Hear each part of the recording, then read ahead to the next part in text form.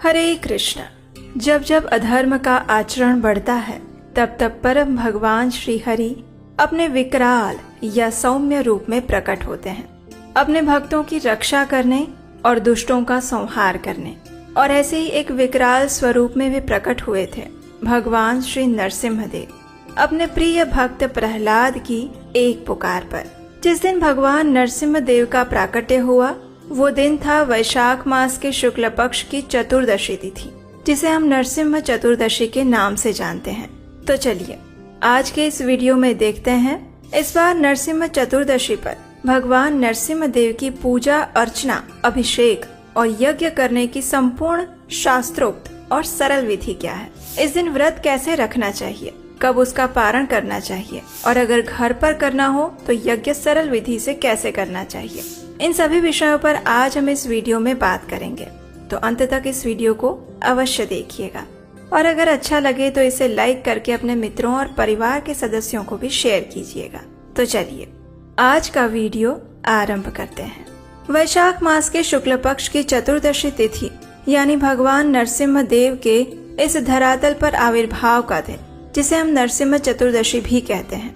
इस दिन भगवान नरसिम्ह देव की विशेष पूजा अर्चना की जाती है, यज्ञ किया जाता है और उपवास रखा जाता है।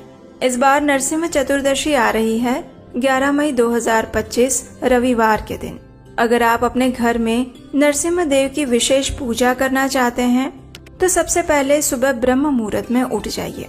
उस दिन ब्रह्म मुहूर्त का समय रहेगा सुबह 4:09 से लेकर 4:51 के बीच में और सूर्योदय होगा सुबह 5:33 पर। प्रयास करें कि प्रातः ब्रह्म मुहूर्त में या फिर कम से कम सूर्योदय से पहले उठकर स्नान इत्यादि से स्वच्छ अवश्य हो जाइए। उसके बाद अपने घर में, मंदिर में या पूजा के स्थान में भगवान की मंगला आरती करें, भगवान को जगाएं।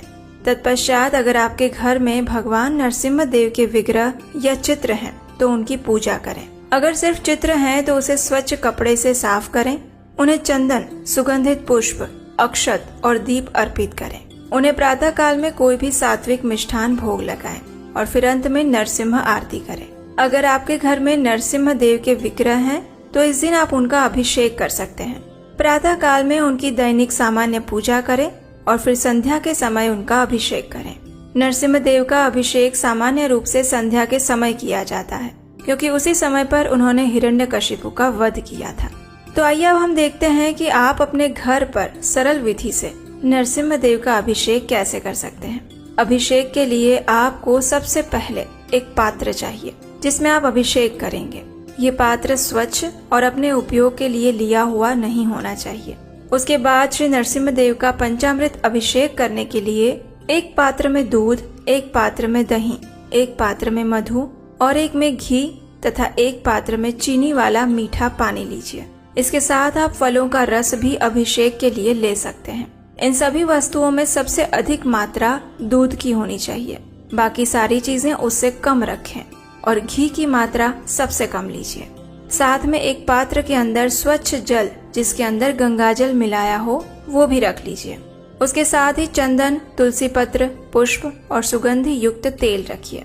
एक बात का अवश्य ध्यान रखिए कि अभिषेक के लिए सामग्री उतनी ही मात्रा में ली जाए जितना अभिषेक के बाद जो चरणामृत बनता है वो घर के सभी सदस्य पी सके।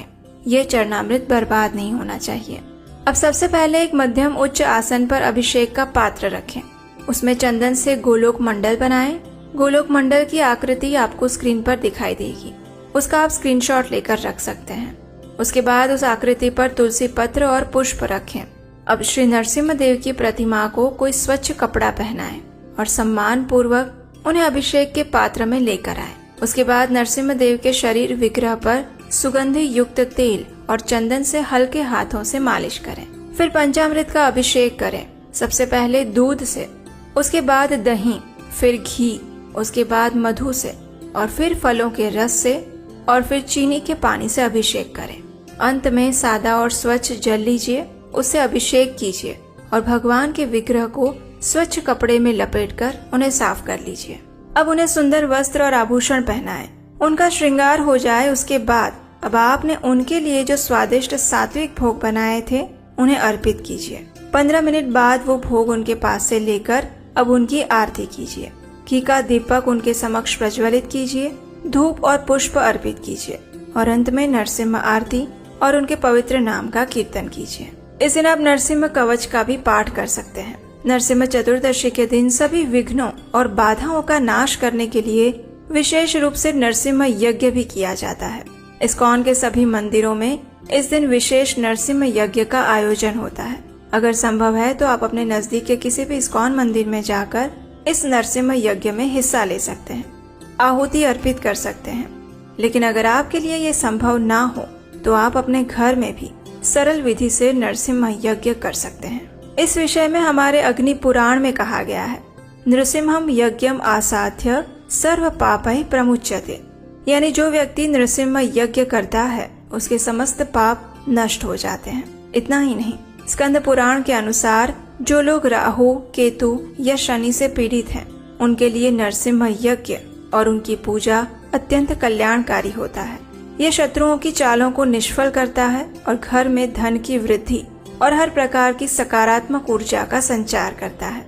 नरसिम्हा यज्ञ अपने घर में करने से या फिर करवाने से परिवार को अखंड स्वास्थ्य और समृद्धि की प्राप्ति होती है और भगवान नरसिम्हा देव सदैव आपकी और आपके परिवार की रक्षा करते हैं।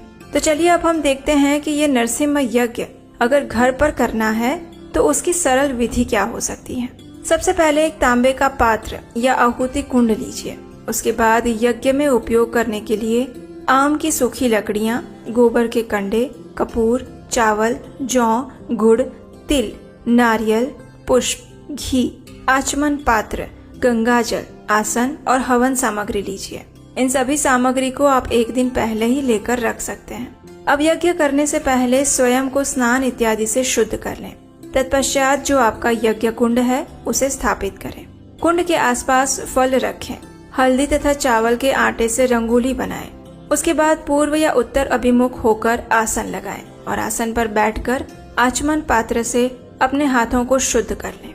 यज्ञ कुंड में सूखी लकड़ियां रखें, उसके ऊपर गाय के गोबर के कंडे रखें और फिर उस पर घी डालें।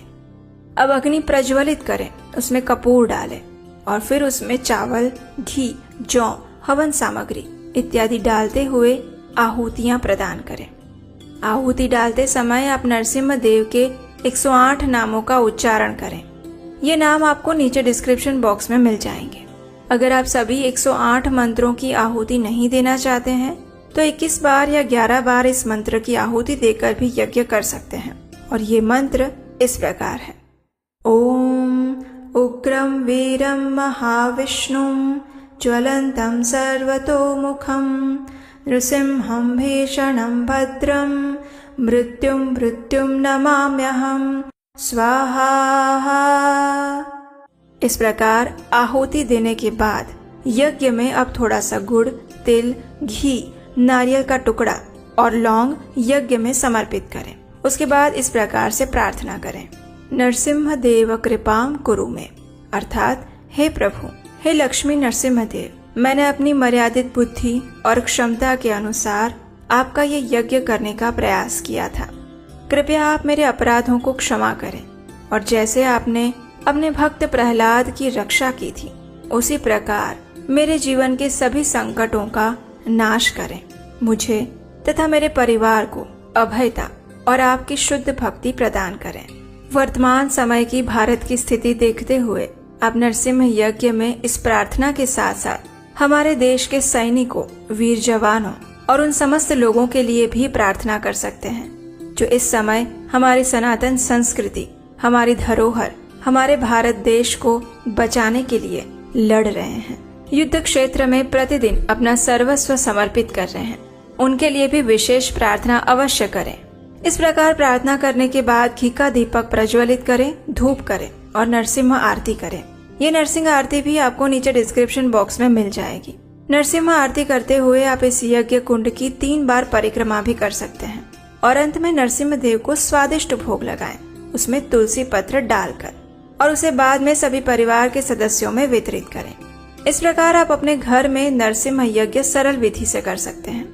अब देखिए, नरसिम्हा चतुर्दशी के दिन भक्त गण उपवास का पालन करते हैं। कुछ भक्त संपूर्ण निर्जल उपवास करते हैं और संध्या के समय में भगवान का अभिषेक करने के बाद उसी चरणामृत के साथ व्रत खोलते हैं।